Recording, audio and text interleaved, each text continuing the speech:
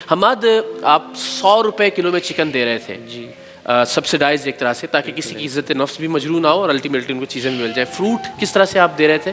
Basically ہم نے جو کیمپ لگایا تھا وہ صرف سفید پوش لوگوں کے لیے تھا، کیونکہ آپ کو پتہ ہے اس وقت کراچی میں کیا پورے پاکستان میں حد سے زیادہ مہنگائی ہو گئی ہے. جو چکن کی مارکیٹ میں پرائس 600 سے 700 ہے، ہم وہ 100 روپیز کے جی دے رہے تھے.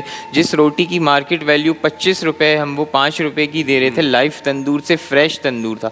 اس کے علاوہ جو سبزی اور فروٹ آپ کی 150 سے 200 روپے کی ایک شاپر بنتی تھی، ہم وہ صرف 10 روپے کے جی کے حساب سے دے رہے تھے. کیوں ہم بلیو یہ کرتے ہیں کہ کوئی بھی عزت دار آدمی کسی کے آگے بھیک نہ مانگے، ہاتھ نہ پھیلائے، بلکہ عزت سے وہ خریدے، جس سے اور یہ احساس بھی نہ ہو کہ اس نے کچھ دیے بغیر یہ مانگ کے. یہ پرائس رکھنے کا مقصد یہ ہوتا ہے کہ اس کی عزت نفس مجروح نہ ہو. وہ ہم سے خرید رہا ہے، ہم اس سے دے کر کوئی احسان نہیں کر رہے، بلکہ یہ 100 روپے 10 روپے 5 روپے اس نے کمائے ہیں اور پھر ہم سے خریدا ہے. صحیح. تو یہ کیا واقعہ کیا ہوا پھر پرسوں؟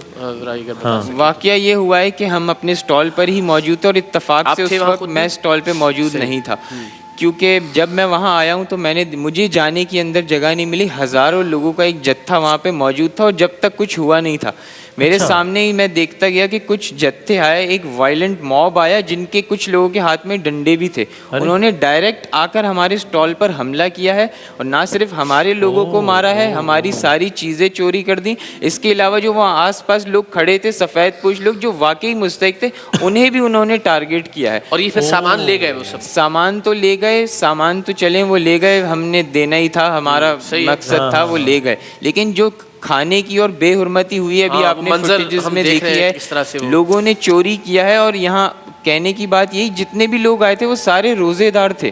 تو جن لوگوں نے یہ چوری کی ہے، میں صرف اس چیز کو سمجھنے سے قاصر ہوں کہ وہ اس اپنے ایک چوری کیے ہوئے مال سے اپنا روزہ مطلب کس طرح کھولیں. دیکھیے آپ درست کہہ رہے ہیں. آپ کی اگر صورتحال میں ہم جا کے دیکھیں تو واقعتاً یہ بڑی حیران کن بات ہے کہ روزے سے ہیں لوگ، اور صبر کا جو امتحان ہے اصل میں لوگ نہیں کر پائے، اور الٹیمیٹلی جہاں آپ نے بتایا کچھ لوگوں نے اس کو خراب کرنے کی کوشش کی، اور باقی لوگ بھی پھر اس میں کود پڑے. آپ دیکھ رہے ہیں خواتین بھی وہ نیچے سے بھی چن رہی ہیں. تو یہ حالات بھی شاید اس نہج پہ ایک بات اور بھی سمجھا دیں کہ یعنی میں ابھی سمجھ نہیں پا رہا ہوں.